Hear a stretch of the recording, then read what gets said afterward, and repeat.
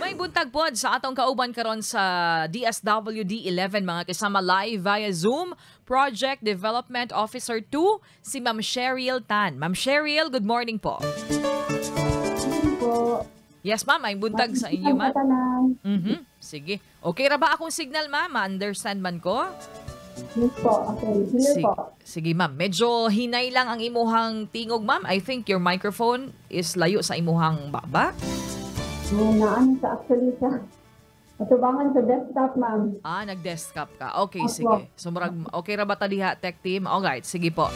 Ma'am, maghisgot ta karon aning Executive Order number 70, ma'am. Unsa may unod aning Executive Order 70, ma'am? Ang Executive Order 70 noon ni former President Rodrigo Duterte, bale, nagbuo siya ng National Task Force to End Local Communist Armed Conflict. So, mauna siya ang NTFL-TAC. So, bale, lahat ng government agencies magtutulungan para lang ang layunin nito matapos ang bakbakan sa pagitan ng gobyerno ng Pilipinas at ng mga rebelde. Tapos, napag-usapan din noon na parang dapat magkaroon ng peace between the government agencies at saka ng mga rebelde. So, para ma-eradicate ang underlying issues ng problema ng terorismo, kaya nagtutulungan ko ang lahat ng sa government agencies po nito. Alright. Sige, subuon ni. Nasimulan ito ni former President Duterte noong December po, 2018. Sige po. So mao ni unod ma'am no. Rebelde o gobyerno atong ipasing uli magtabang ta pinaagi aning mga unod aning Executive Order number 70. Ma'am, sakto ba nga apil dinhi ang assistance nga ginahatag pinaagi sa DSWD ngadto sa mga former rebels, ma'am? Opo, bale, ang DSWD isa siya sa active agencies aning EO70 po. So, under SLC or Sustainable Livelihood Program, we have two modalities po per MC Memorandum Circular 3 na 2020. So, muna sa ang ginatawag namo na LSG, Livelihood Settlement Grant, ginahatag namo ito sa former rebels or FDE na former violent extremists. Tapos ang isa ka modality, ma'am, kay MCBA para sa conflict vulnerable areas sa mga community na apektuhan during the insurgency. Sige.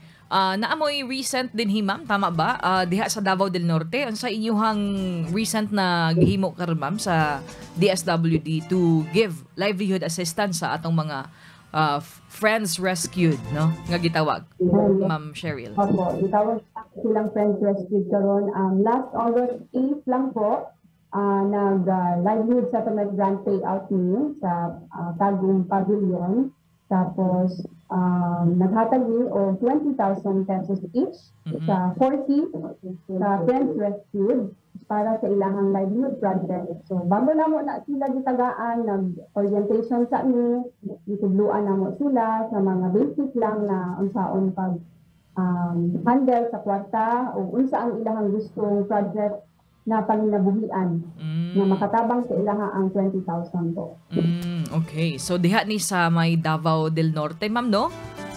Yes po. Sa mag-vary siya, ma'am. Depende kung asa sila na receiving unit na surrender po. Okay, sige. Good morning sa May Buntag. Yan, sige po. Better, ma'am. Better line, ma'am. Sige. Mangutana ta, ma'am, no? Unsa bay proseso ani ma'am sa pag-avail sa atong mga assistance, ma'am, ilawom aning Executive Order 70 through DSWD, ma'am, sa atong mga igsuon na former rebels or gitawag nato karon na friends rescued, ma'am Cheryl. Okay, kaning mga friends rescued, ma'am, na gi-endorse ni sila actually sa National Task Force, gikan po sa Regional Task Force. So kami, madawat from Central Office kung unsa tong allocated na budget per year. So actually this year, ma'am, migamay gid siya due to insurgency free. Yes. Na declaration. So 18 lang siya actually for the whole Region 11. 18 ka friends rescued ang nahatag sa atua from the Central Office kay nag-base pod sila sa NTFL-TAC. However, ang 18 na-release siya tung April 26 sa Davao City, Kalinaw. Kalinaw Village. Tapos, naapa may mga provinces na nag-endorse gihapon, ma'am, with complete requirements. Total of 69 for ang additional fund gi-request namo sa National Program Management Office po, sa Central Office. Ayan. So, isa ang Davao del Norte na na-request namo for additional funding kadtong 40 Friends Rescued na natagaan tung August 8 po. So, gina-endorse yun actually sila from MTF-LCAC. But our requirements from DSWD's end po kay JAPIC, so Joint AFP and PNP Intelligence Committee certificate, ma'am. So, kanisa, murag nag-refer ang committee, ma'am, are responsible for verifying the identity sa FRs o FDEs. Another requirement po, ang ECLIP. So, mo ni siya ang enhanced Comprehensive Local Integration Program. So, gidevelop ni siya sa DILG to prevent any delay na paghatag sa financial assistance sa FRs. Plus, social study case summary na ginabuhat po siya sa social worker kung asa ang provincial social welfare or city social welfare connected surrender ang Friends Rescued po. Ayan. So kato ang mga proseso, ma'am, pamaagi, no?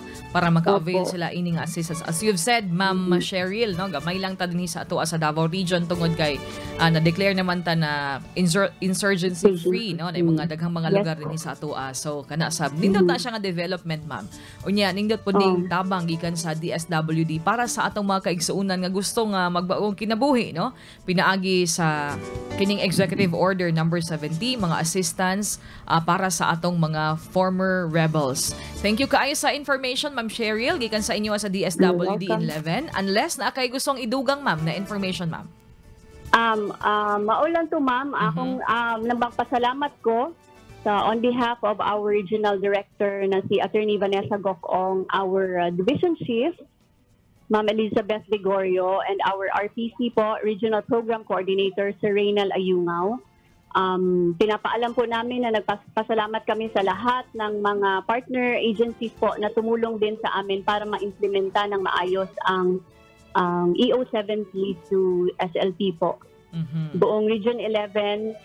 And salamat po sa mga FRs din na nag-surrender. Sana po natulungan talaga at maramdaman nila na ang totoong serbisyo ng gobyerno nagmamalasakit po. Tapos, handang tumulong. Ayan. Maraming salamat, Ma'am Cheryl. Thank you, ma'am. Until next time po. Okay, thank you, ma'am. Daghang salamat si Cheryl Tan, kasama Project Development Officer 2 sa DSWD 11.